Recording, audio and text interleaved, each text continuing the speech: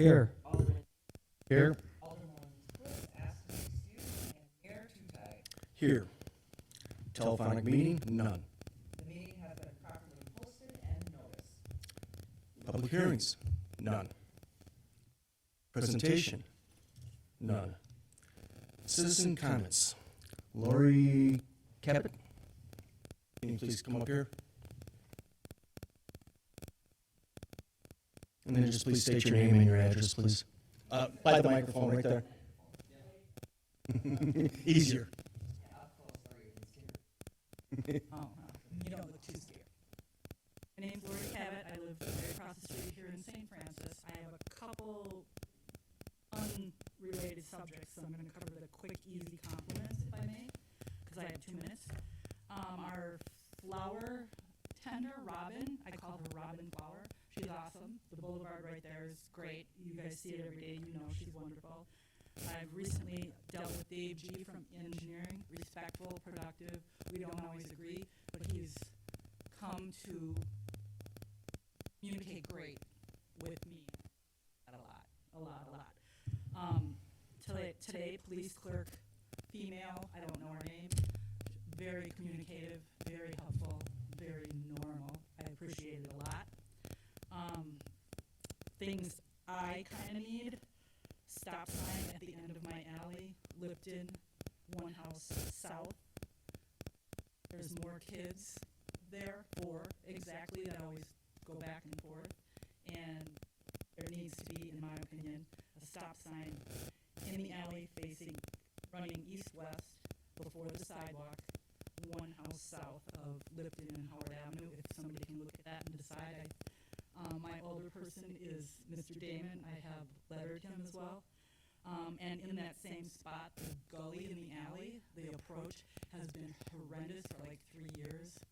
Blacktop ruining my snowblower.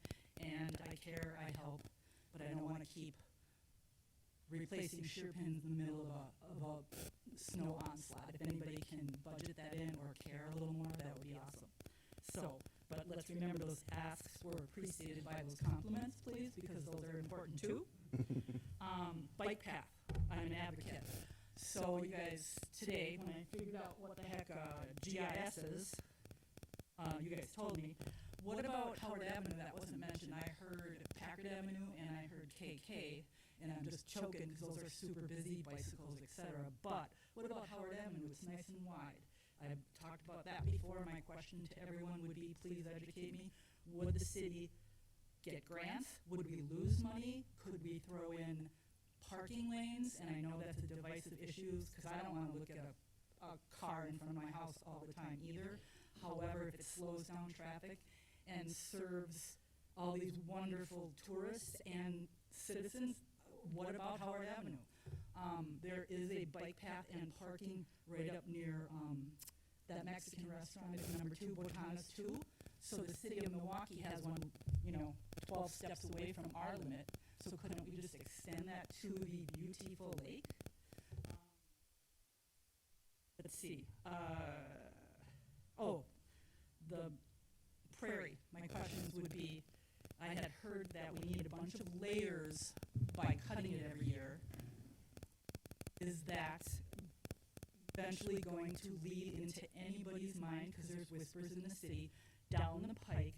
Is that going to lead to development when we get enough layers? Are we always going to appreciate that prairie? Are we always going to protect that prairie? Or when it gets loaded up with layers after we cut it every year, are we then going to look at it as some other value instead of its absolute beauty? That's my concern. And the burn decide, I need to get educated on that. If it gives us a beautiful prairie, can we figure out a way to do it without freaking everybody out or burning anybody down? California can manage a lot of crazy stuff. We could maybe learn from them, borrow from them. Those are my items. Any questions? And thank you. Yeah, thank you. Thank you. Tom Kopinski. Mr. Mayor, while Tom's coming up, I do just want to make a general comment with regard to the request for the stop sign at the exit from the alley.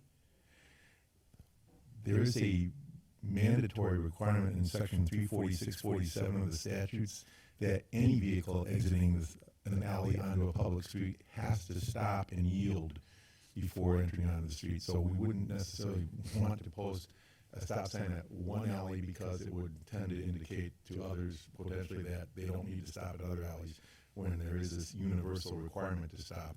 It's similar, there's the requirement that you stop and yield before going through an intersecting alley. So the statute has your concern covered. If there's an issue with regard to particular problems at that location, you may want to contact the police department and talk to them directly.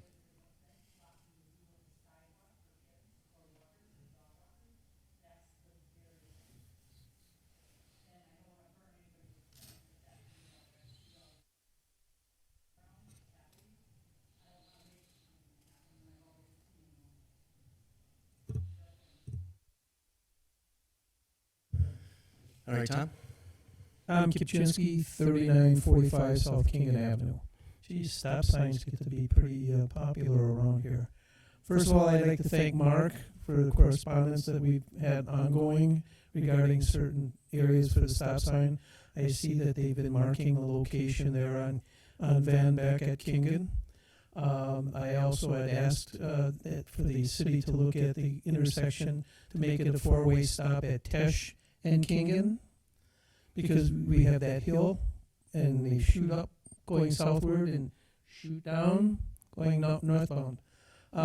Getting back to the four-way stop on Van Beck and Kingen, I think you should look on the north side of the street to make sure that stop sign will be visible, because we've got low-hanging branches. So when you install the sign, take a look and to see that it's going to be visible, because that's going to be something new for the people that use that two-block raceway. Thanking you for the stop sign to be installed, because maybe about 20 years ago we tried to get one put in and the city said they don't put up stop signs to control speeding or traffic like that. So thank you. The last thing is regarding crosswalks and the pedestrian buttons on them. I realize that you have a outside company, TAPCO, that does maintenance on them, and that they check them once a year, but I don't believe it suffice. I think that, I know you're going to have budget problems, but there has to be a way that we can make people more aware of, and the city aware, when we have defective buttons, right? Maybe the communications through the newsletter, on the website, making that more people more aware of who to call, and to give it the location. Again, having worked in safety background in my career, there's more ways to skin the cat and to get the communications and to do more follow through when you just don't have enough eyes to be able to do it. So I think the more people know about and who to call would be helpful. And again, I'd like to thank you all. Thank you. Is there any alder person that wants anything removed from the consent agenda? Mayor, I'll make a motion to pass the consent agenda as listed. Second. All in favor? Aye. All opposed? Ayes have it. Recommendation of action from committees, commissions, and boards. Action to be taken from the licensing committee meeting held September 19th, 2023. Don?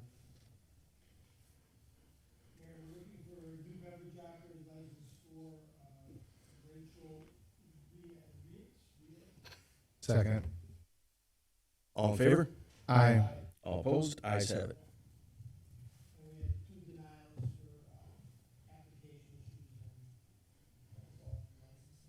Thank you, Don. Action to be taken from the Finance Committee meeting held September 19th, 2023. Mark or Steve, since Debbie's not here. Mayor, I'll make a motion to approve the recommendation from the Finance Committee to approve the new job descriptions and pay increases subject to city attorney approval for the deputy clerk treasurer, the clerk 2 payroll and insurance person, the clerk 2 election specialist and records retention specialist, and the public works superintendent. Second. Any further discussion? All in favor? Aye. All opposed? Ayes have it.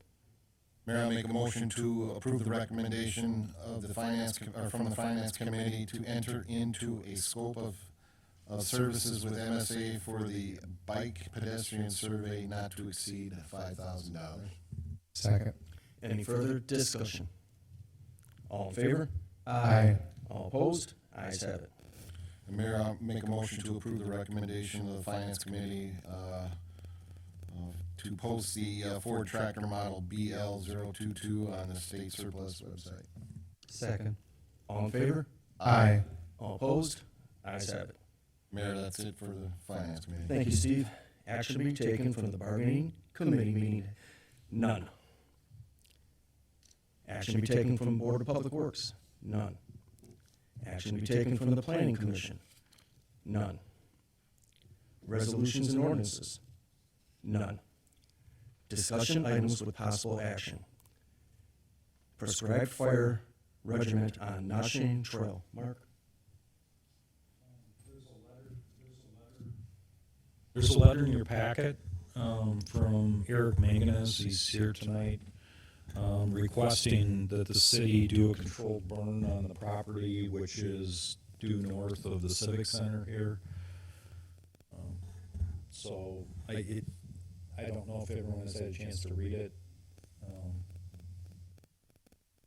If there are questions, I did send an email to you with the DNR BRT report, and there was a map continuing report, obligation report in there indicating that a large portion of the area that is to the north of the Civic Center has remnant coal either laying on top of the ground or in the cap.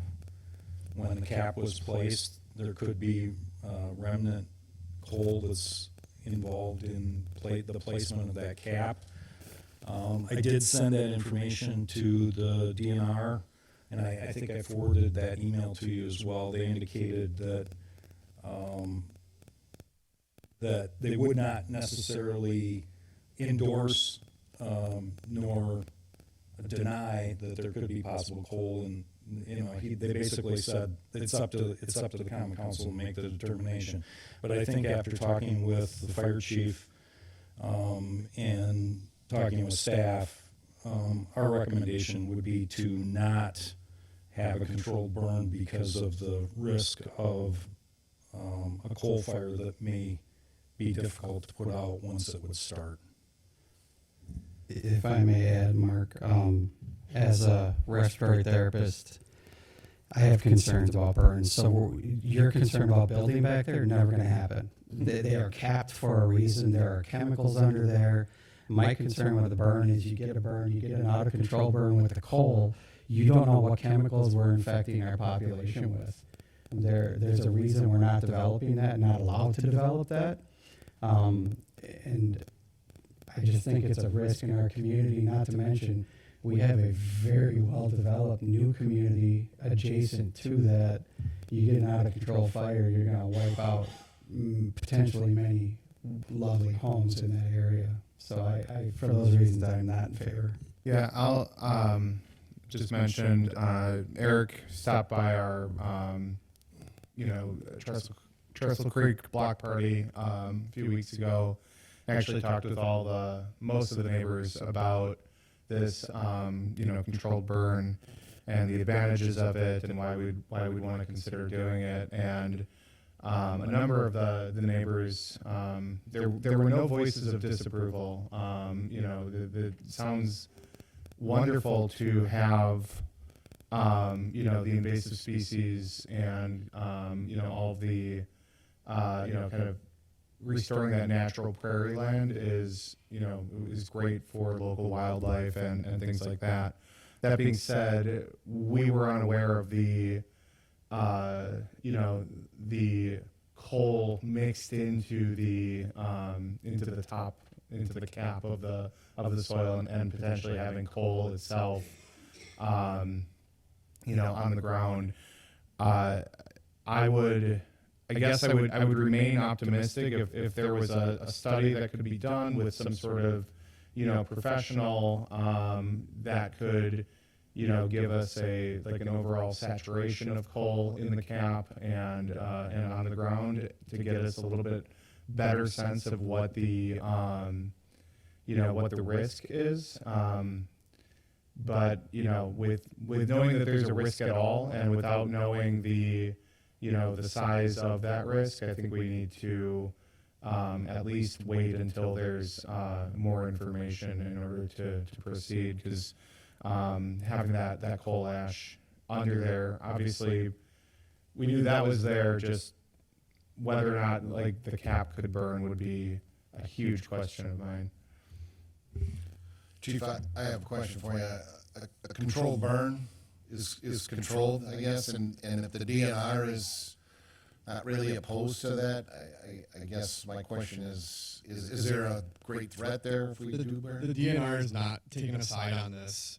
They'll give us information, they'll give us the handouts, the recommendations, but when the day passes, they're not giving the green light or the red light for anything. And a controlled burn is just that. It's prescribed, it's controlled under conditions that are normal to the fauna, flora, the environment. We don't have any control per se on what is on the surface or underneath on that property.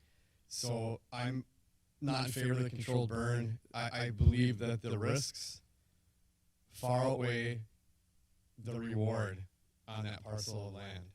And I live outside of the city. We have controlled burns in our vicinity, and there is air quality issues. You know, that's not the end of the world, but with what we have there and the limited access, if something were to go wrong and the limited water supply in that area, I'm not in favor of the burn.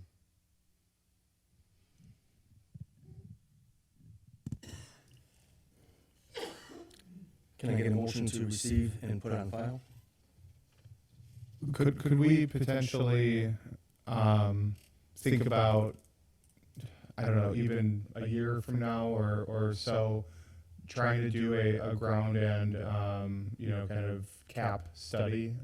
Well, I guess we can't disturb the cap, can we? So the site, and I can maybe answer part of that, the site currently has not been closed by the DNR. And so We Energy still is the responsible party for any cleanup of this site. They do have pictures of coal actually in the wooded area back here. That they do have pictures of the coal actually laying on top of the ground where the DNR would like them to work on cleaning that up. So I think that it would have to be tied in with the DNR and We Energy's cleaning the site to closure. I think once you would get it to the point where there would be a closure, then you would come up with a management plan that would be appropriate for the site, and that may include prescribed burns if We Energies has cleaned it up satisfactory and the DNR is able to give the green light to prescribed burn as a management schedule for the site.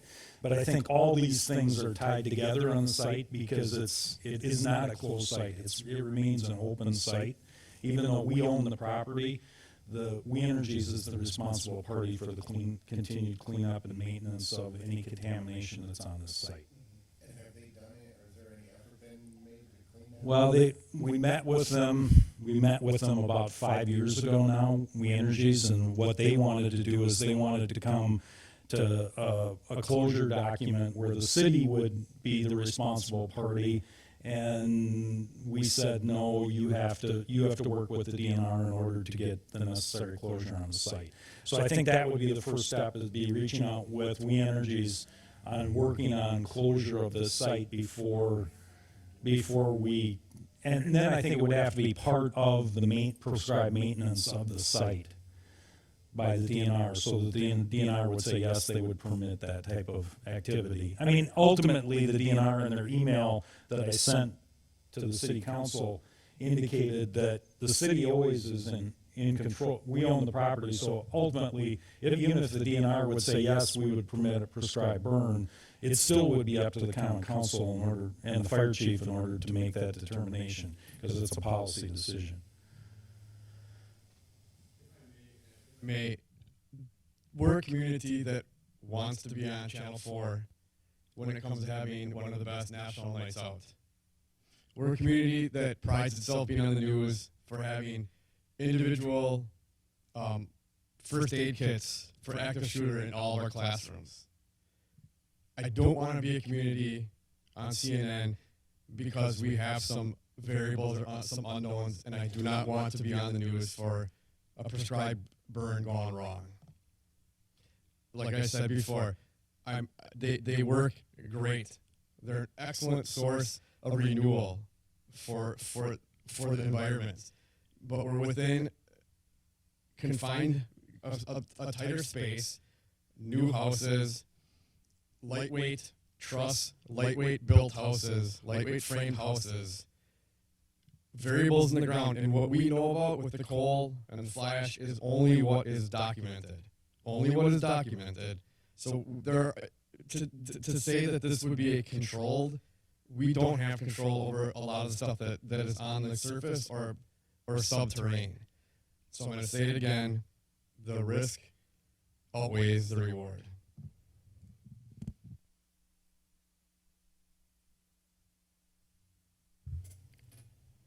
Was there a second to the motion to receive and place on file? There was one. I asked for, I'll make a second.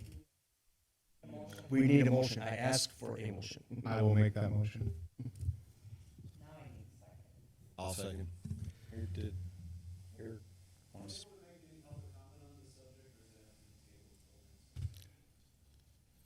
Come up, I'll give you for public comments.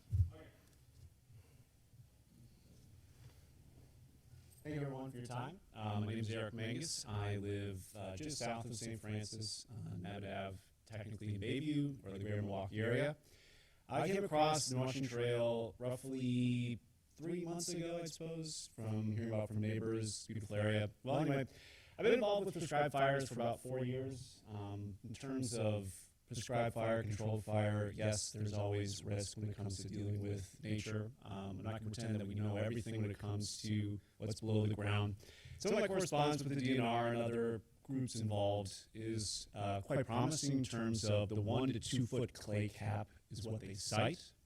Now, I can't speak on the exact location of if there is coal active in the other areas, but with the prescribed fire, we are not, again, going in parameters. If wind speeds are over 15 miles per hour, for example, if we're dealing with humidity less than 30%, there's certain ways that a prescribed fire is no longer safe. And you try to do it in a way that reduces fuels as safe as possible. Now, concentric ring fire sequence is actually pretty boring. Now, what you see in California is an example of out-of-control head fires that are rushing through the canopy of trees. Now, this is quite low-growing, light vegetation, mostly grasses, but a lot of invasive species. And the reason why I came up with at least wanting to do this proposal and talking with people involved with the community is the way that it is being managed now, it will no longer be a native prairie if we continue to do it the way we are. A mowing in the fall only spreads crown vetch and Burfoot trefoil and Queen's anzalates and other invasive species more. Prescribed fire, in theory, blankets out those top layer species. It promotes native vegetation. It promotes native pollinators, and in the long term, creates better soil health. Now, no prescribed fire I've ever been on have we been required to dig trenches like they have to do out west to create burn lines. A lot of the times we just use paths that are there, water, or other barriers that are naturally there to create the burn unit. In the 30 fires I've helped with, ranging in size from 300 acres down to the size of a small apartment, they're not that exciting. A lot of times there's a lot of waiting, and there is quite a bit of smoke. Referencing your comment on particulates, yes, there are particulates, but in choosing the weather that you do a prescribed fire in, you're hoping for ideally a southwest wind, humidity between 30 and 60%, and you have at least a dry enough vegetation and enough instability to where the smoke lifts out of the unit so it doesn't lay low. If we had a southwest wind, that wind would blow mostly over Lake Michigan. The proximity of the nearby neighborhoods, which is why I wanted to involve them right away. So I got the support of Darren, Verich, who's the HOA president. I also have the support of the Monarch Trail, another larger great organization in southeast Wisconsin, and as well the Prairie Enthusiast Glacial Chapter of southeast Wisconsin. So, I mean, all of that's just fancy mumbo jumbo for saying prescribed fire can actually be quite boring and quite controlled, even though we see a lot of things on news about forest fires getting out of control. Now, I did a story. I do work for a news station in town. Sir, your 2 minutes is up. I'll give you 30 seconds to wrap up, please. Thank you. So actually, like, to be in the news I'd hope to do a prescribed fire as a community that's on the forefront of using management methods that can save money, use natural methods of management tools, and hopefully is a good education tool for everyone. So a good reason to be on the news. And if we do all the planning necessary in safe circumstances, I'm very confident that this could be done very well. I have as well some documents I can hand out to make it clear for the council. Thank you. Am I allowed to present some papers just as reading material? Absolutely.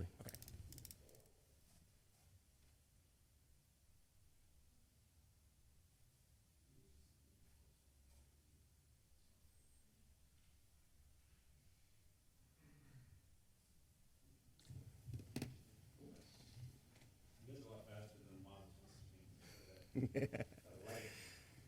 And I grew up in Bayview. Oh, you did? Yes. Pretty much.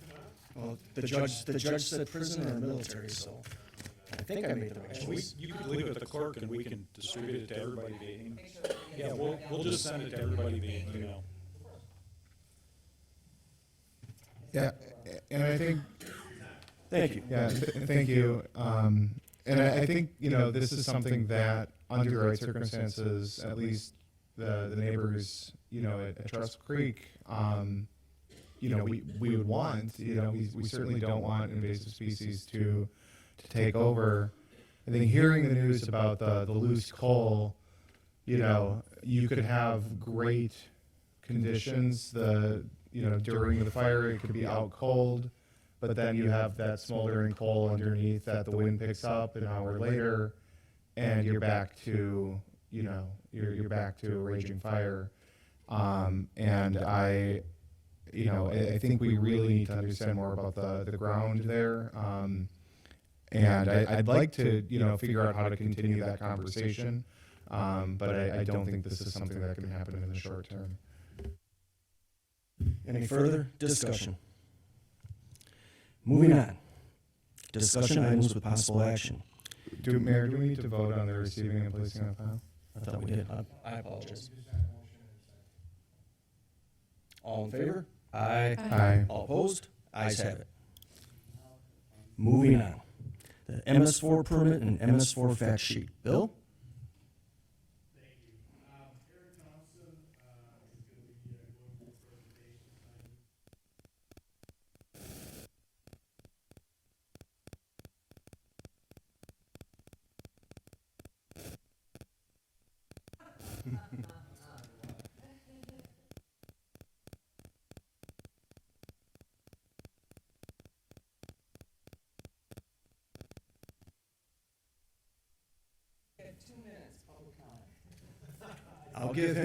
I'll give him 12.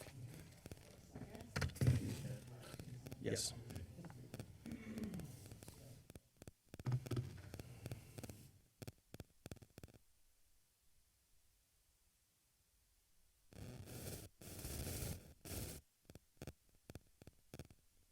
Testing. All right, thank you. Again, my name is Eric Thompson. I'm the Water Resources Engineering Lead for MSA Professional Services. Water Resources is just kind of a fancy way of saying stormwater in the context of tonight's meeting. I'm here to present a very high-level overview of the revised draft Wisconsin Pollution Discharge Elimination System permit that the city of St. Francis is about to receive from the DNR. So WPDES, Wisconsin Pollution Discharge Elimination System permit, big long permit number, but it's number 4.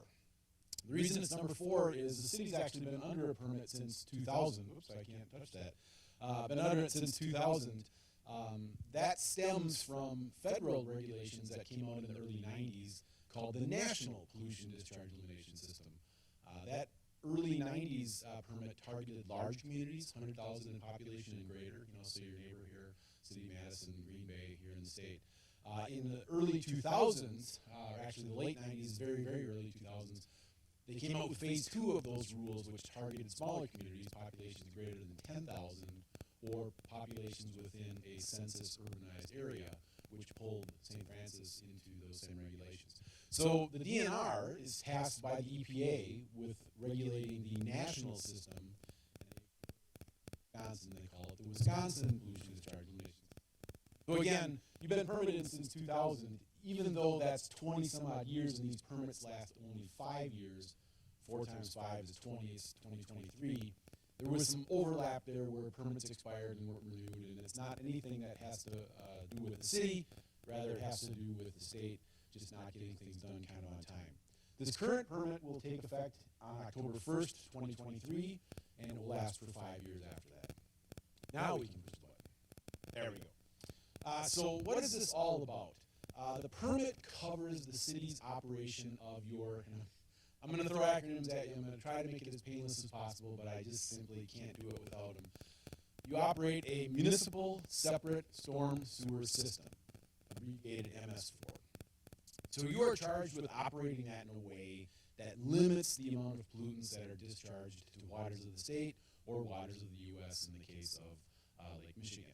The municipal separate storm sewer system is all of your publicly owned conveyances that are affiliated with storm drainage and not also a combined sewer, like again sometimes the neighbors to the north have. There's a big long definition there, but it really has to do with when the water gets into your system, how it's conveyed through your system, and then ultimately where it's discharged. The permitted area does not include the whole entire city. It's only the parts of the city that drain into your system. Now, it's kind of a interesting and confusing thing that goes on in these larger municipalities. You've got storm sewer that comes from Cudahy that then comes into the St. Francis and ultimately goes to the dishes and goes out. There's a sort of magic line where those storm sewers, for instance, cross the municipal boundary. That becomes an outfall from Cudahy, even though it's not actually an outfall. It's just transferring ownership from one pipe owner to another pipe owner. If a pollutant gets into the system up in Cudahy and is carried through your system, it's actually their responsibility. And they've got their own permit and they have to deal with all this stuff too. But if it originates within the city, then it becomes your responsibility. So while you have control over what goes on within the right-of-ways to an extent, and what goes on in your public works garage and City Hall here, there are things that go on private properties that enter your system, and you've got obligations to have codes of ordinances and operational practices that protect the quality of runoff from that. And we'll get into that in just a second. Okay, so the permit really boils down into, and here's another acronym for you, 6 MCMs, 6 minimum control measures. And these are things that at some level the city's been doing for years and years and years. It just kind of needs to be revamped, revitalized, and sort of brought up to current standards. So these 6 minimum standards are really, they're dictated by the federal government. They show up in the national system, and they show up in every state system that I've worked in, and I've worked in quite a number of them. The first is public education and outreach. The second is public involvement and participation. And these things are just sort of how does the city interact with the public and make them a co-owner in your own system. Illicit discharge detection, that's sort of like your police force. What's going on in the storm sewer system? Are people, dumping oil, or are they dumping pollutants, or do they have a cross connection with their sanitary sewer into the storm sewer system? How do you go check it out? What do you do about it when you find it? Construction site pollution control, post-construction stormwater management. How are you managing development and redevelopment in the city? And are you doing control erosion from construction sites? And as they put in new development, are they putting in practices that protect water quality? And finally, there's pollution prevention, which is how do you operate the city? What are you doing in your public works garage? What are you doing at parks? Or do you have nutrient management plans in place for applying fertilizers, things like that? These 2 items that have got grayed out are subtle but very important elements of the plan. In fact, they're probably, as far as city expenditures go, a couple of the more expensive things. One of them is stormwater quality management, and we'll talk about how the city operates its system in terms of just protecting the overall quality of stormwater, not from a pollution standpoint, but just from a natural environment standpoint. you know, there's leaves, there's grass clippings, there's things that make its way into the storm sewer system that cause pollution, and we need to be working towards making that better. And then the storm sewer system map is sort of like the Grey's Anatomy, or the Grey's Anatomy of the city. Where are your storm sewers? What drains to those storm sewers? If something that's identified as a pollutant comes out of this pipe, what part of the city is likely to have produced that pollutant? How do you find it? And how do you... All right. Just a little bit of detail on all of these, and I apologize, there's a lot of words, but the permit itself is 36 pages long. The fact sheet, which summarizes the permit, is over 20 pages long. So there's a lot of words. I don't expect you to go through all of these. In fact, we'll just go right we'll just go right to the next slide. So this public education and outreach is all about making sure that you've got a cohesive message to the public. Hey, we the city are the holder of a permit. We've got certain obligations. We need your help. We need you to be enthused about protecting the environment. This is what we would like you to do. In the past, the city has worked with this organization called Respect Our Waters. It's a group organization that works with a lot of different MS4s, permitted communities like yourself, in the Milwaukee metropolitan area. The little dog there is Sparkles, the spokesperson. Sends out these messages, and they work really well together. They do a nice job. In 2021, the DNR had an audit. They came to the city here and said, hey, what are you guys doing? And opened up the books, said, hey, we're working with Respect Our Waters. They said, great. And they went over all these different things that you're supposed to do, all the texts that I quickly grayed out. And really the only thing they came up with is you have an obligation to, on occasion, actually host an activity within the municipal limits, and that hadn't been done. But you had done everything else. So one of the things that we'll look forward to moving into the future is perhaps, you know, re-upping with this Respect Our Waters group and scheduling something that can be done in-house. Now there's all sorts of things that can be done. City staff can do it. Bill and I can do it. Staff on my end can do it. But it's all about finding that cost-effective balance and getting the right message out there. And, you know, I think they do good work, and I would recommend the city continue with them when the time comes. Next one, please. All right, so public involvement and participation. This is a really easy one. In fact, what we're doing tonight is giving this opportunity for public involvement and participation. The obligation the city has is to have a plan, make that plan available for folks to review, give them an opportunity to comment on it and provide their input, and take that input as appropriate and revise your plan. Really, the only obligation is to make some level of presentation at a public meeting, much like we're doing tonight, listen to what folks have to say, and incorporate those comments as appropriate. Not really anything more to it than that. Nothing that you have to do different than what you're doing right now. All right, illicit discharge detection and elimination. Can't go too long with another abbreviation. IDDE. This is kind of a big one. The DNR wants you to understand what's going on in your city, who is discharging water to your storm sewer system, and are you finding evidence that there's something in that storm sewer system that's not stormwater. A big, long definition here, but basically, they only want stormwater in the storm drain, and they want that stormwater to be as clean as possible. What it requires is an ordinance that gives you the legal authority to say to folks, hey, you can't dump that there. You've got to have written procedures in place that say, hey, on occasion, we're going to go out, send staff out, do inspections of these different outfalls, such that all of the major outfalls, and they're fairly large pipes to be considered major, all of the major outfalls are inspected at least once every 5 years. And other outfalls that maybe have industrial lands in them, or something that's just a little bit more likely to have a pollutant in it, those are inspected as the city sort of sees fit. So you got to do the inspections. Then you got to have policies in place that say, hey, our inspector found something wrong. You've got to have policies and ordinances in place to effect the removal of that discharge and then prevent that from happening again in the future. You've got most of those things. There's some written procedures and things that have to be revised, but in general, everything's in place for that. Next one, please. So the program requirements of that ordinance, the screening process, the written procedures, which we're going to see over and over and over tonight as I get through this. A lot of stuff has to be written down. It's the sort of hit by a bus clause. So I know a bunch of this stuff, and right now I'm representing the city. I walk out in the street and I get hit by a bus. Crap, we've lost all that institutional knowledge. Who's going to take over? We want to have these written procedures in place so that my predecessor, city staff predecessor, can take care of all that stuff. In March 2021, the DNR came out again, like I mentioned, and they reviewed the city's plan and said, hey, you need to make some tweaks to the ordinance, the Looks like that's been updated. You need to prepare these written procedures for the investigation, response, and enforcement, and you have to revise the mapping. These things haven't yet been done. Been working with Mark and Bill to put that on the hopper and get that stuff done, but we've got time. One of the things I'll conclude with is what's our schedule. Nothing has to be done immediately, but sooner is better than later. All right, construction site pollution control. As I mentioned, this is really all about managing development and redevelopment in the city. You need to have an ordinance. The DNR in that 2021 audit says, hey, your ordinance isn't quite up to date. That's been taken care of. Everything's fine. But again, we want to have written procedures for who does the review of the plans, who does the inspection, what do we do with the inspection logs, what happens if we find something that's not in compliance, all that sort of stuff. Just have a roadmap for the future. How do we deal with this? Post-construction stormwater management. So the Sisters of St. Francis of Assisi came in for a development not long ago. They were proposing some redevelopment. They were going to dig up some dirt, move some things around, pave some parking lots.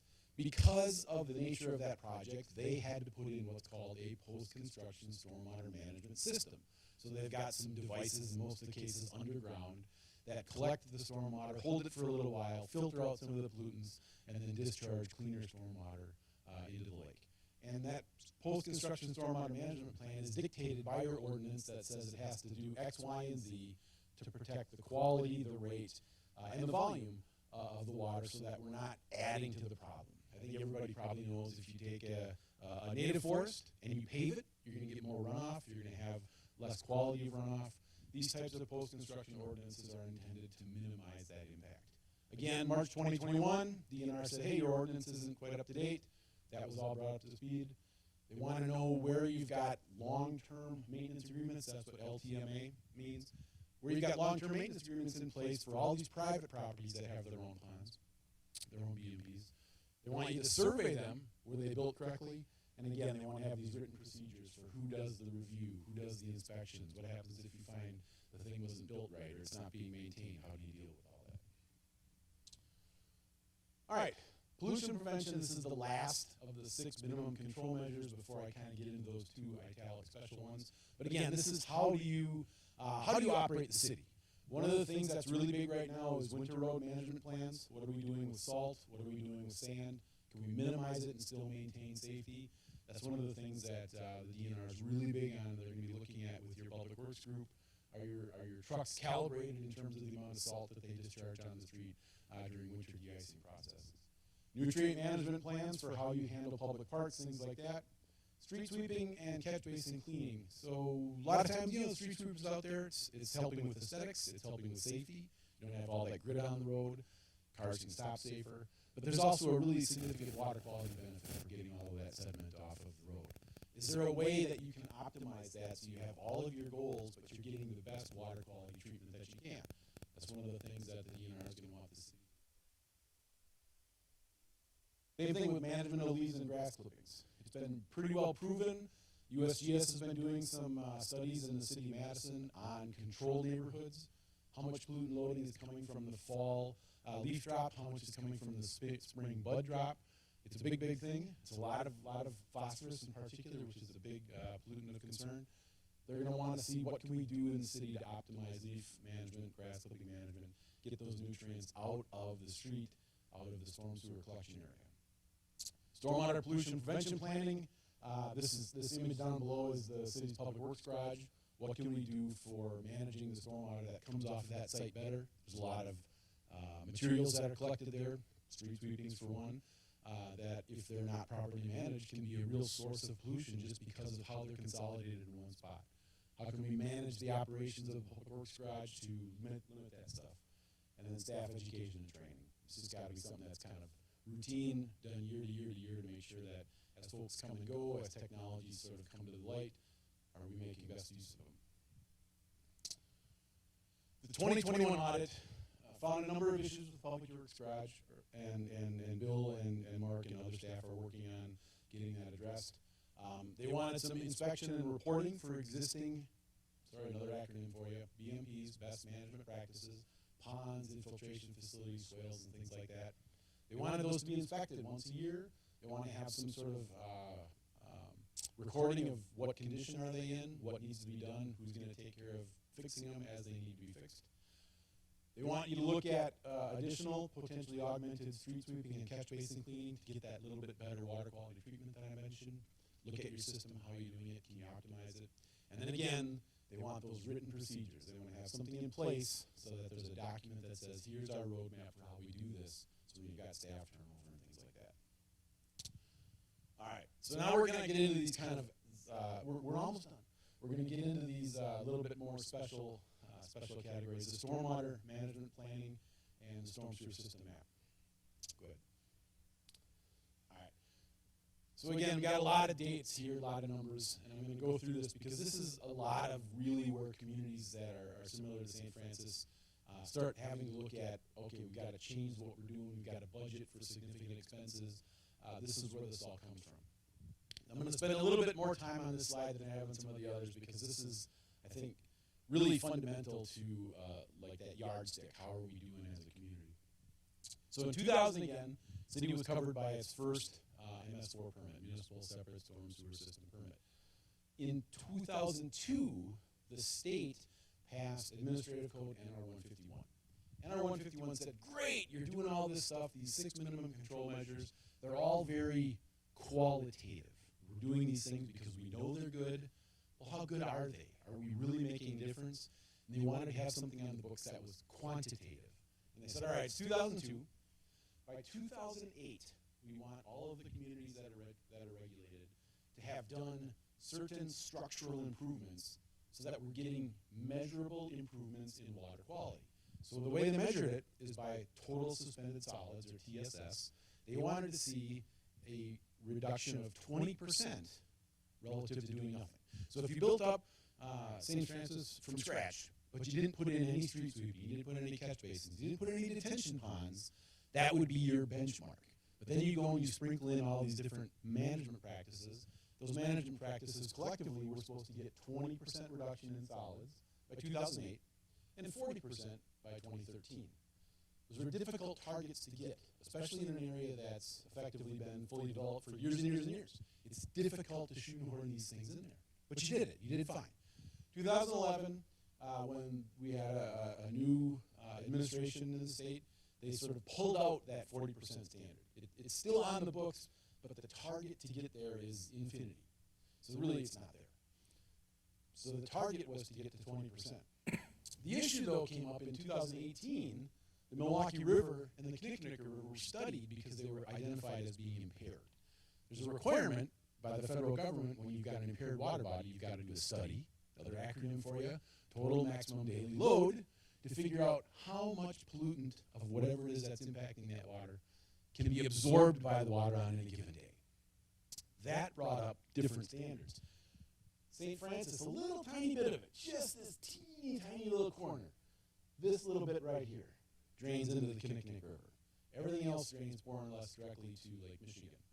That Kinnickinnick River is part of this total maximum daily load study, and you have to get an 89.4% phosphorus reduction and an 84% total suspended solids reduction, and you've got to cut your bacteria effectively to zero as part of one member community of all the member communities in that watershed.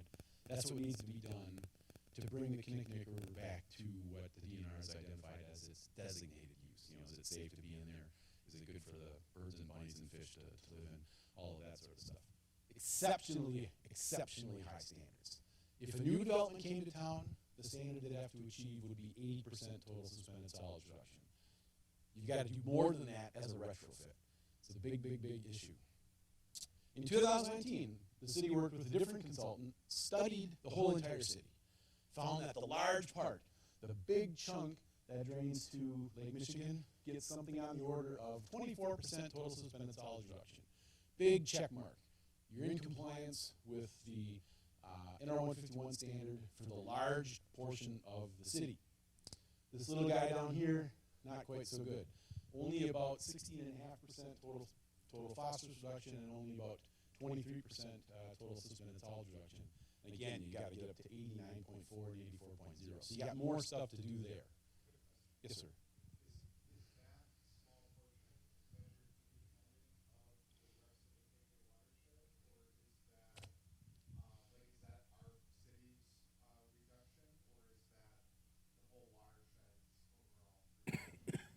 sort of both. So if we look at this upper map, this is the Kinnickinnick River water. The little blue squiggles are the different branches of the creek and things like that. This black box here down in the lower right is the KK4. It's one what they call sub-watershed. Everyone within that KK4 watershed has to get these same reductions, whether it's Cudahy or Milwaukee or St. Francis. So everyone has to get that. All right, next slide. Okay, so this is just a blow up of that little tiny sliver. And so, you know, it's got Whitnall Avenue here and Layton Avenue here and the airport here. It's really a very small part of the city. This is from the 2019 plan that you've gotten from your prior consultant. And there were some thoughts of down here, there's some land that the city already owns, there's some private land that the city might acquire. We should put something in place there and do as much as we can to improve our water quality. Next one. They looked at all of these different opportunities, and I'm not going to go into all the details, but it was upgrading the street sweeping. Let's sweep the streets every week. Let's sweep them twice a week. Let's put in catch basins. So a catch basin is like, you see the inlet grates in the street. Water runs down the gutter, drops in the inlet grate, goes into the storm sewer. One of the things you can do is you can sump that. So there's like a little tiny pool of water there that collects some sediment. When that fills up, then it goes into the storm sewer. Go through with your Vector truck, suck those out every now and then, get all that sediment with it. They looked at doing that. They looked at replacing some of the curb and gutter systems with a roadside swale. Vegetated drainage systems work really good for water quality treatment. They looked at that. They also looked at what would happen if we put in some type of a large practice here. Now, given its proximity to the airport, they don't want to see big open ponds because they attract wildlife, bird aerial strike hazards, all those types of issues.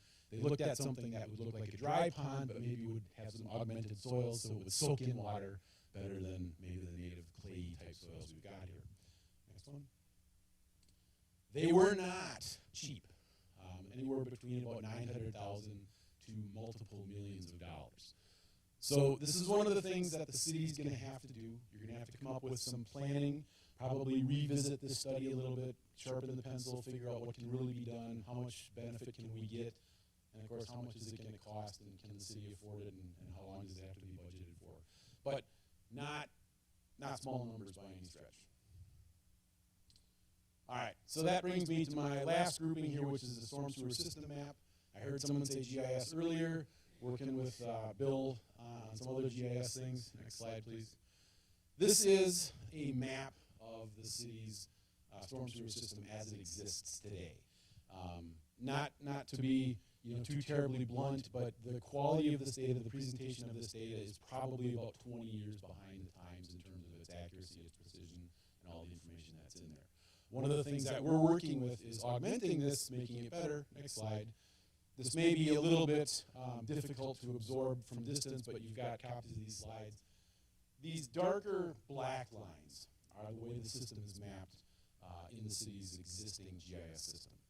It's very crude. It kind of shows the general, what I would call a cartoon drawing of where the pipes go.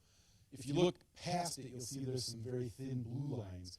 I've been working with some GIS staff on my team specific to this Kinnickinnick River sub-watershed to get a real sense of where are those storm pipes, which direction are they actually flowing.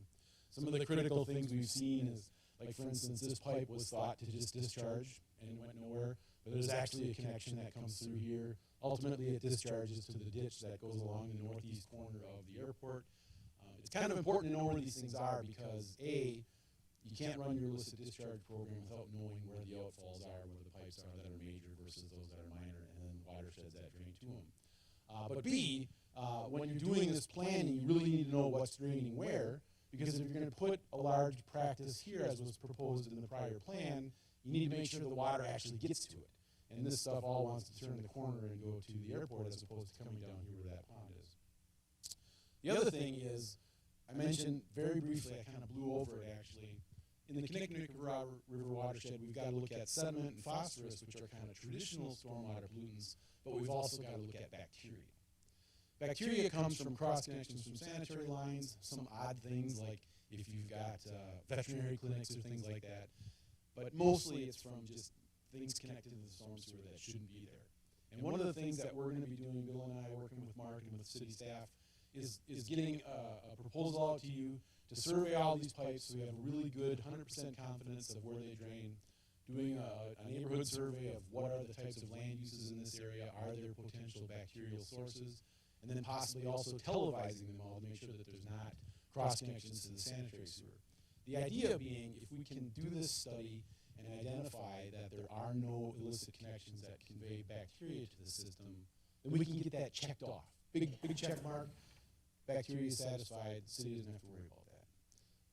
The phosphorus in the sediment, it's probably going to end up being something that we call the maximum use attainability. We'll figure out something, we'll give you a plan that puts stuff in there. Getting 89.4% phosphorus reduction is very, very, very, very difficult, probably unattainable. But we've got to come up with some argument to the DNR that says we've done absolutely as much as we can do, and to do more is simply cost irresponsible. It's not cost ineffective, it's cost irresponsible because you're spending so much money and getting so much little return for it. So that's what we got kind of coming up in the future. This is the last slide. We made it. Again, lots of text here. This is right out of the permit. What I've highlighted here are two things where we've got to come up with something sort of in writing. The permit is supposed to take effect October 1st, 2023. We've got various things that we need to do sort of as ongoing thing. All of those written procedures, we just got to get on those and get those written, work that all out. But the first sort of thing that we have to have done is the revised stormwater pollution prevention plan for the Public Works Garage by October 1st, 2024. So you got a year before you've got to produce your first new document, present that to the DNR for their review and approval. And then we've also got to do a little bit more of that planning on phosphorus and sediment for the Kinnickinnic River watershed. Again, 1 year from effectively October 1st. So there's a lot of stuff that needs to be done, but we got lots of time to do it. We just got to be vigilant, got to keep it on the front burner, and just get to it. So that's it. Last slide. Look at that, I'm done. I imagine there's lots of questions, or there's people thinking, let's get this guy to be quiet and leave.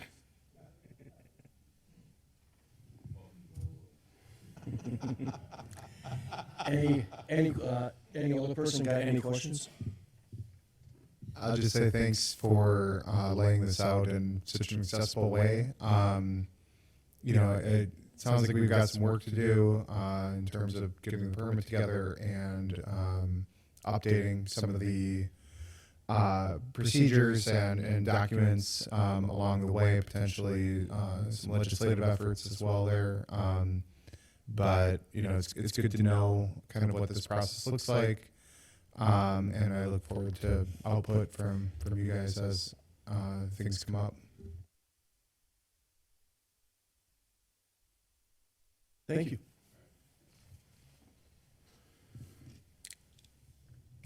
Moving on, discussion items with possible action.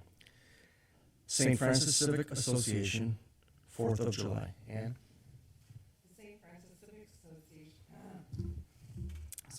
The St. Francis Civic Association has been an established organization in the city of St. Francis since 1970. Although the name has changed from Association of Commerce to Civic Association, it has been a staple and supporter of this community for a long time. The mission statement of the St. Francis Civic Association, SFCA, is to promote the betterment of St. Francis through academic advancement, community, and civic involvement. The SFCA has given back to the community through college scholarships, beautification, and volunteerism. SFCA conducts an annual spaghetti dinner, provides concessions at St. Francis Days, and has partnered with St. Francis Days and the Lions Club to form Concerts in the Park, where all three groups collaborate together for concessions.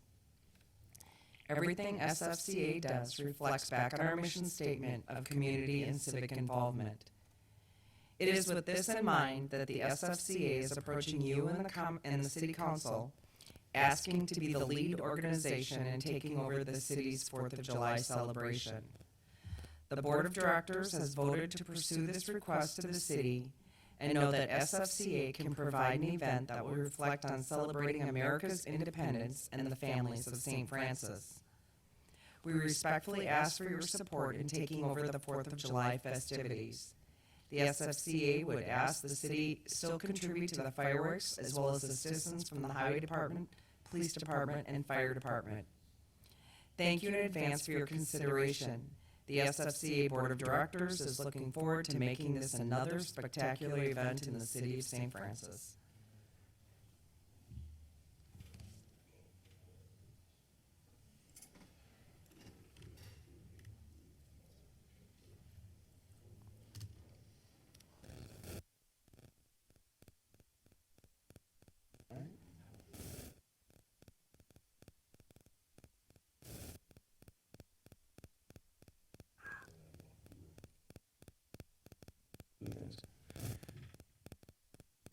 Is there any discussion saying yea or nay for having them take it over? I'd like to understand the impact to the City of St. Francis Celebrations Committee. You know, I wonder if they're aware of this request. Okay. And which is good. Happy to hear that. And then, you know, is there any, you know, it sounds like this is kind of a, you know, a good way to partner with a very committed and dedicated organization within the city. It's done a lot of good over the years. You know, I guess it's a little bit of a big request in the sense that, you know, I think the city likes having the responsibility and the oversight for this event with the help of the community. So I think it's a little bit of a paradigm shift that maybe we should talk through a little bit. Anything to say, Mike? Just the only thing I would say is it's kind of been a struggle because about 5 years ago, the auditors indicated that we had a 4th of July committee structure, and they had their own checking account. So it was a checking account where cash in, cash out. The auditors had concerns over a committee of the city having a separate checking account from the general fund. So at that time, we brought the responsibility of the celebration under the celebrations committee for 4th of July, and at the same time, it affected the general fund budget. So then we had to budget for not just the event, but we were budgeting for every expenditure that the 4th of July event, everything from alcohol to food to, you know, the various things, the entertainment, everything was at the risk of the city with regard to the 4th of July event because it was now under the purview of the general fund. And I think that's been a struggle with the celebrations committee since we changed this organizational structure on understanding how you deal with that, and that I would budget $15,000 for expenditures and I would budget $15,000 for revenues. And then the question would be, well, what if we bring in more revenues than expenditures? Or what if the expenditures were more than the revenues? What would happen? And I would always say the same thing. It all would be covered by the general fund. So if there was a loss, the city covered it. If there was a surplus, the surplus went back to the general fund like it does for all departments within the city. That's the way it's been running. Now, the fireworks are separate in that we have $7,000 allocated just specifically for the fireworks, and I think that's what Ann indicated, is that they would like us to continue as a city to say, yes, we're going to support the fireworks. But as far as the expenditures go with regard to 4th of July, it's our understanding with this proposal that the Civic Association would be responsible for the expenditures, and the revenues that come back would be their revenues. So if you've got a nice sunny 4th of July and a great turnout, they're going to probably have a surplus, and it's going to go into the St. Francis Civic Association account, and it will be used to support their mission statement. If they don't, they're going to have a loss, just like Music in the Park. I think, how many, Ann, on Music in the Park, what is it, 4 out of the 5? Music in the parks, typically they lose money, even though they continue to support Music in the Park by having 5 Music in the Parks, which kind of benefits the city and that we have that opportunity, they still cover it, right? And so I think from my perspective as staff, I think when you're looking at it where an outside organization such as the Civic Association can take over an event like this, I think if it's a partner that you trust, I think it's worthwhile to move to this type of financial arrangement rather than a financial arrangement where the city taxpayers are, or the city general fund is responsible for the success or failure of that event. I think at the end of the day, like, we wouldn't want to give up a 4th of July, you know, event, right? So I don't know if that's a whether or not it's profitable sort of equation. You know, we want to have that for the citizens of the community. do we run the risk of potentially not having it in the future if there's a few bad years for Civic Association where, you know, they would no longer be able to continue to do it? If I may, Mr. Mayor, I think the answer to that is that there's certainly nothing that would prevent, you know, if the association decided that they didn't want to do it in the future, there wouldn't be anything that would preclude the city from taking it back in-house, if you will. The one thing that Mark didn't mention that is you know, often a concern with regard to fundraising activities is when you have an actual arm, if you will, of the city government going around and soliciting funds from local businesses. You know, sometimes it leaves the impression, if you will, that you owe me something, whether or not that's intended or not. It can create, you know, issues as far as fundraising and what happens and what the city's responsibilities are in that regard. And so having a separate, you know, organization from the city handling that certainly has advantages from a legal and from a, you know, if you will, a public relations standpoint. You know, I guess the counter, you know, issue would be there would be obviously less direct control by the city as far as the actual, or maybe it's yet to be defined as to what extent the city would have control over things such as who the band is going to be, you know, for example, that night, and how much, you know, what the fireworks display, who's going to put it on, and so forth. And so that may be the topic of additional discussions may be needed, but, you know, I think this is, if I understand correctly, this is the initial overture saying, hey, we'd like to do it, and I think how it's done may be subject of further discussions.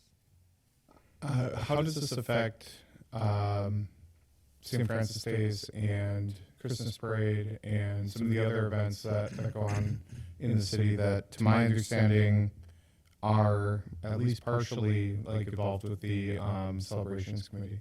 Well, St. Francis, right now the ordinance only provides that the celebrations committee has responsibilities for the 4th of July and the Christmas parade. So that is its sole charter right now. The Memorial Day and St. Francis Days are separate entities that handle those. So this would make the 4th of July more akin to those celebrations.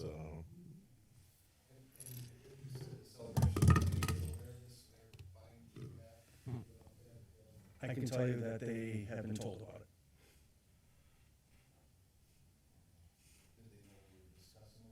Correct.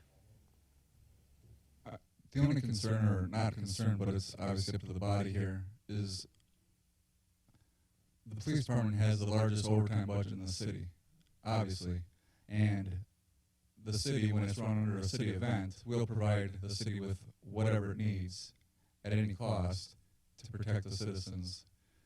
When the triathlon comes through, we do whatever it takes.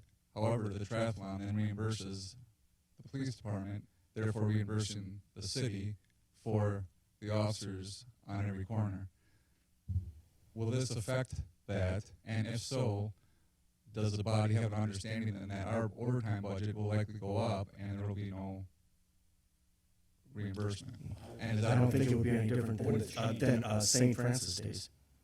It wouldn't, and that was the topic of discussion in years past, that our overtime budget is, we dropped it significantly, Mark and I, and that's my only thought, and I just take it into consideration. Mayor, Chief, how would it change from the city running the event to a private? I mean, you're still providing the same officers for currently with the city running it. Even if you would provide the same, it wouldn't change the number of. No, but there's revenues that are coming in, potentially. So for budget purposes, that's all I'm saying. I will say this for revenues and expenditures. I think if you look at the last 5 years, revenues and expenditures have been virtually a net every year. So it's not like we're making additional money to cover overtime for police by doing the event on our own. I think this year, if you look at our revenues and expenditures, our revenues were $14,000 and some change, and our expenditures were around $15,000. So we really lost a little money on the event this year. So I don't think it would. It's not gonna make any difference whether we provide it or whether somebody else provides it with regard to police protection. Just that there's an understanding that there are a lot of events that take place throughout the year, more so than ever before. And obviously, there's a lot of overtime that's coming in. A lot of the events, we have a run coming up soon, and obviously that's going to come out of my budget. They're going to reimburse us, however, for that.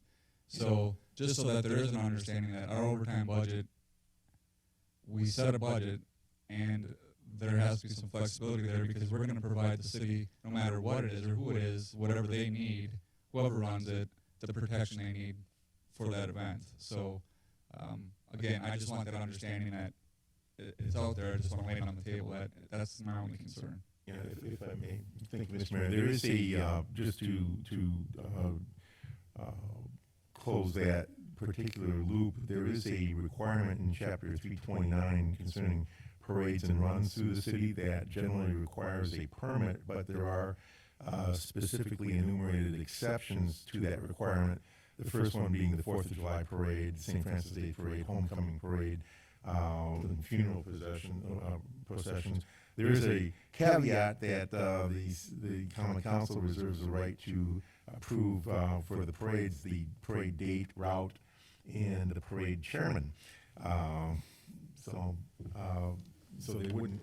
So whereas the triathlon, if you will, would be required to get the permit and follow the provisions of that chapter, that would not also be the case for the 4th of July parade, at least unless the ordinance is changed. Appreciate that explanation. Thank you. Any further discussion? Paul, what's the motion? Well, I think the question is, the motion would be potentially to whether or not the council wants to pursue having the association take the lead on the 4th of July celebration. And again, I don't know if there's. I read that as having something that would require further discussion and some kind of perhaps even a memorandum of understanding between the city and the association as to what that would consist of, so that come next year there's not misunderstandings as far as who's going to do what. So I perhaps direct staff to work with the association to come up with something more specific to bring back to the common council, along with a potential amendment to the city code to address the change. If that's the pleasure of the council. If it's not, then you could just receive and place on file. I'll accept that as a motion.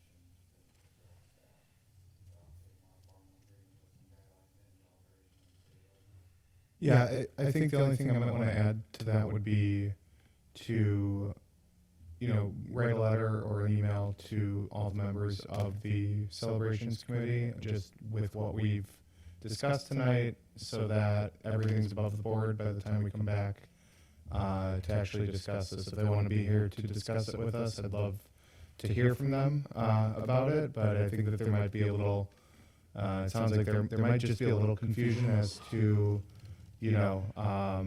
who's been told when and that sort of thing. It sounds like maybe they've been told, but I'd like to just make absolutely certain that they're aware of any pending changes to their committee, and so that we can feel as if we're acting in the best possible faith. And just to add on to that, this isn't a reflection on how they've done great. So this is not a negative thing for them. 100% agree with that. I mean, every 4th of July has been wonderful, and I don't think that that any action that we might take would have anything negative to say about that. So right now, the motion I have is to place on file with reference in the minutes the correspondence from the St. Francis Civic Association regarding the 4th of July, to direct staff to work with the SFCA to come back with a memo of understanding, to direct the city attorney to prepare the appropriate ordinance, and that all members of the celebrations committee be notified of the change. Exactly what I said, thank you. Second that. Any further discussion? All in favor? Aye. All opposed? Ayes have it. Appointments to committees and boards, none. Correspondence with possible action, none. Unfinished business, none. Other business, none. Department heads, Summer at the library, Amy could not be here. So, Mayor, I would like to recommend that we receive and file this Just for information, wonderful letter. Okay. that's all she had asked for, so it's in the. Seconded. Any further discussion? All in favor? Aye. All opposed? Ayes have it. Bill? Two quick updates for the council. First, we are currently working on a 5-year capital improvement plan that Mark has requested that we have by Monday, so we're working on finishing that up. Second thing, I just wanted to make the council aware, previous meeting I had indicated regarding the PPII program, which is the Private Property Infiltration and Inflow Reduction Program with MMSD, that community engagement letters have been sent out. We did receive notification from MMSD last week that the first round of those had returned, and there was some concern. Essentially, the project plan that was put forth 2 years ago called for the installation of a mini storm sewer system that was the intention to drain sump pumps to these. 4 of the 5 first engagement letters that came back indicated that the properties did not have sumps. So a site visit was completed, and they determined that several of the subject properties that would be the benefit of this mini storm sewer system did not have sumps. So it is likely that there will be a revision to the project plan. At this point, we are just waiting for confirmation of a meeting to be scheduled for next week with MMSD and OTI. As soon as we have an update on that meeting, I will advise the council. And with that, I pass. Thank you. Chief Poplar? Very brief. Just getting ready now that we're nearing the end of September, getting ready for Fire Prevention Month and Fire Prevention Week. So other than that, I pass. Thank you. Chief? Thank you, Mayor. We have the bike rodeo makeup this weekend next door at the community center. Our department has been extremely busy. I'm not sure why the rise in criminal activity, but we've been extremely busy, and they've been making great arrests and working closely with the DA's office to make sure that these cases are being charged. I also received a correspondence from Deb Kerr regarding a grant that I put her on to as the president of McLEA. Spoke to the Department of Justice, and there was grant monies regarding 3D mapping of all the schools, and the St. Francis School District won the award for the 3D mapping. So now all the schools in St. Francis will be 3D mapped, which is a positive not only for the school itself, but for myself, my department, and Chief Poplar's department, as far as any potential tragic events. And with that, I pass. Thank you. Ann? I will be out of the office attending the Municipal Treasurers Conference this week, and we're going to be spending a lot of time on the impact of Act 12 and how it affects communities regarding personal property. And on a note not related totally to the city, all 3 of the organizations that were involved in St. Francis Days had very successful years, and thanks to the weather and our volunteers, and not that it nearly compensates for your overtime, but they collected all the tip money and for canine rigs, and you will be getting a check from St. Francis Days in the amount of $1,400. I pass. Thank you. Paul? I pass, Mr. Mayor. Thank you. Mark? I pass. Thanks. Matt? Thanks, Mr. Mayor. First of all, I'd like to thank Eric for being here tonight. You know, I do appreciate the attention to our prairie lands, and I wish we had a better answer for you, but I think acting within The at least known parameters today is, you know, something that I feel we have to do. I'd love to, you know, potentially take this into a different direction and, you know, use this as a yet another thing that we can put pressure on We Energies to you know, clean up their mess in that field. You know, and you know, hopefully someday we can you know, feel confident with the ground conditions there to make the prairie and its natural species a reality. I'd like to thank MSA. It's a good presentation on the permitting process, and Chiefs. Both of you guys are always doing great things for the city. That grant is awesome, and so I think that's all I have tonight. With that, I pass. Thanks. Steve? Pass this evening, sir. Thank you. Don? I pass also, Mayor. Thank you. Sarah? Pass, Mr. Mayor. Sean? So, a lot of discussion today, a lot of random notes this evening. I'm going to save you all of that. Thank you, Eric, Lori, Tom, for your presentations this evening. Always a pleasure to see you, Rick and Richard. I am going to take a moment, though, to share something from Deb Kerr that Chief passed all of us this evening. I think it's worth putting on the record. Willow Glen Primary in St. Francis Public School District has received the Distinguished 2023 National Blue Ribbon School Award for being one of the highest performing elementary schools in Wisconsin, top 15%. Big difference 3 years makes from closing it proposal 3 years ago to 15th performing school. This builds upon last year's success as a U.S. News and World Report Award for being one of the top 25% of performing elementary schools in Wisconsin. We are grateful for the dedicated teachers and staff who empower our students to achieve extraordinary success.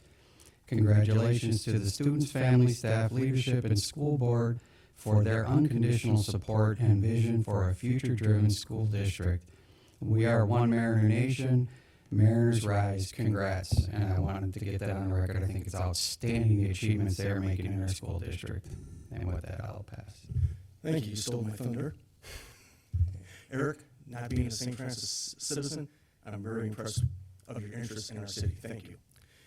And Matt, I need to clarify, I only contacted the chair out of respect for her. I did not contact any of the other members until we found out more info. Okay. And with that, can I get a motion? Motion to adjourn. Second. All in favor? Aye. All opposed?